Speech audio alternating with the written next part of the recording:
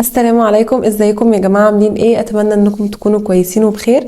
طبعا احنا مكملين في سلسله فيديوهات قصص لناس مروا بحاجات وحشه في ثانويه عامه. في الفيديو ده انا هقول قصتين، القصتين احلى من بعض بجد. القصتين مختلفتين عن بعض، الظروف مختلفه وحاجات كتيره بجد هتعرفوها اول ما اقول القصتين.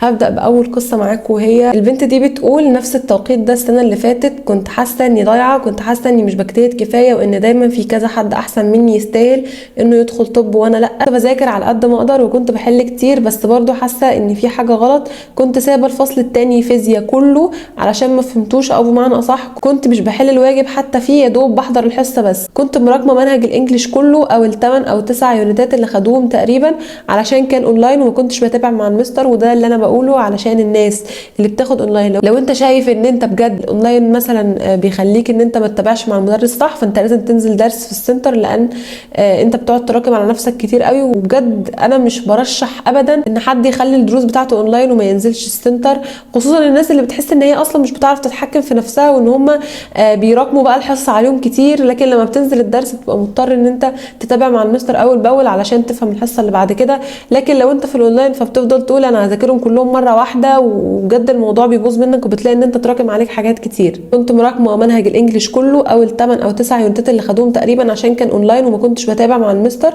كنت بنام اكتر من 12 ساعه حرفيا والله. بدايه من شهر 3 بدات حاجه تانية خالص، بدات اركز على كل كلمه بتتقال في الشرح، بدات ازود الكتب اللي بحلها، بقيت اسمع يوتيوب كتير جدا جدا. حرفيا بدات المذاكره الصح.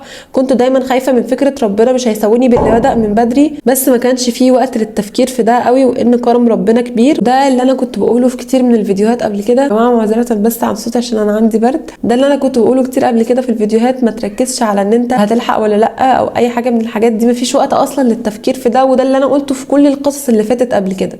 الفصل التاني فيزياء ذاكرته، والانجليش بدأته تقريبا في رمضان، بس كنت بضغط نفسي وحليت كتير عليه.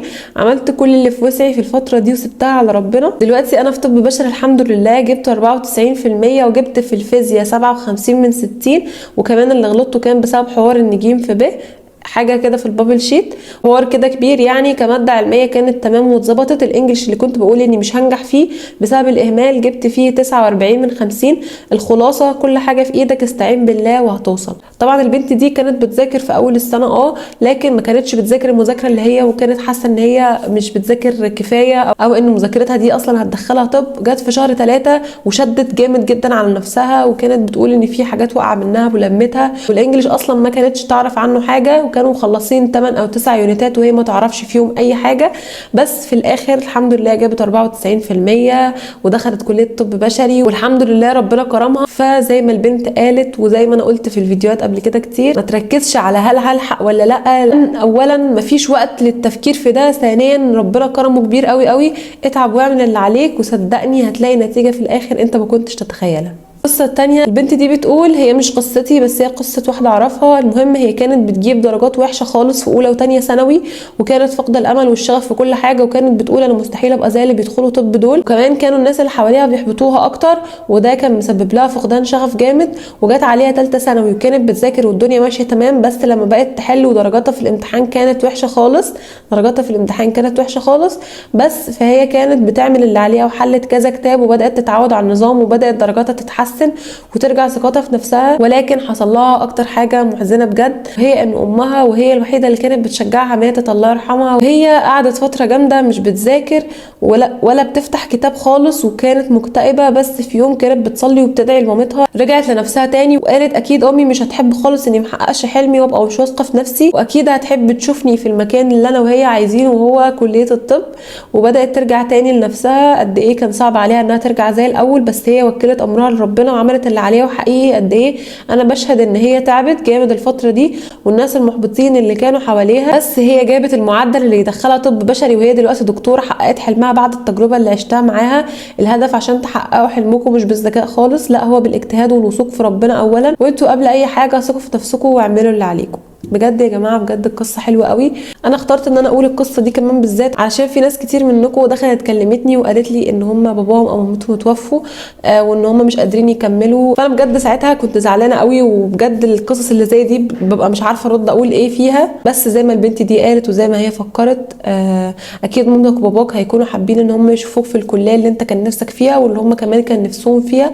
لو اي حد فيكم بابا او مامته او حد غالي عليه توفى في الثانويه العامه، انا بجد والله العظيم وانا في ثانويه عامه قصه المستر كان قالها لنا لحد برده زي كده، انه مامته او باباه توفوا في ثانويه عامه، وانه كان بيذاكر كويس كمان من اول السنه، بس لما حصل ده مستواه قل جدا وزعل واكتئب وما فتحش كتاب. بس بعدها فاق ورجع تاني فكر ان هو باباه او مامته اكيد مش هيكونوا حابين ان هم يشوفوه في الوضع ده، او ان هو يبقى قاعد كده فاقد الشغف ومش قادر يذاكر ومكتئب وزعلان وبيعيط، وبيفوقوا وفي الاخر بيخشوا الكليات اللي هم عايزينها. انا لما سمعت القصه دي في وقتها قلت يعني انه في حد مثلا يكون باباه ومامته متوفيين ومع ذلك هو بيذاكر وبيعمل اللي عليه وفي الاخر كمان بيخش الكليه اللي هو عايزها. في الوقت ده مثلا كنت انا مكتئبه او متضايقه بسبب انه خلاص تعبت مثلا، او ان انا بدات افقد الشغف. بس لما عرفت بقى القصه دي قلت ان انا الحمد لله وضعي تمام ومش حاصل لي اي حاجه وحشه مثلا في الفتره دي، فليه اكتئب وليه اتخنق واضيع وقتي في الزعل والاكتئاب واضيع وقت مذاكرتي. في نفس الوقت اللي فيه حد مر بحاجه وحشه قوي بجد في الوقت ده، ان هو مثلا فقد مامته او باباه، وفي نفس الوقت ده هو عمال بيذاكر وبيعمل اللي عليه. فساعتها حسيت ان انا لازم اشيل الزعل والاكتئاب من جوايا، وان انا اذاكر بقوه وبشغف، مش ان انا اذاكر وانا متضايقه وانا زعلانه. في الاخر يعني اتمنى ان انتوا تكونوا استفدتوا من القصتين دول. طبعا القصتين زي ما انتوا شايفين القصتين مختلفتين. اتمنى ان القصص دي تكون بتفرق معاكم، وانا زي ما قلت لكم ان شاء الله هنزل فيديو للناس اللي ما بداتش نهائي خالص خالص من اول السنه، لهم ايه الحاجات اللي المفروض يعملوها في ال3 شهور اللي جايين ان شاء الله. بس كده انا خلصت الفيديو بتاعي، استنوني في قصص تانية كتيره. ولو عجبكم الفيديو ما تنسوش تعملوا لايك للفيديو وتبعتوا الفيديو ده لكل اصحابكم عشان الباقيين يستفادوا، وتقولوا لي رايكم في الكومنت. واي حد عنده قصه عايز يبعتها لي على الفيسبوك، اللينك موجود في صندوق وصف اي فيديو. وبس كده، باي باي.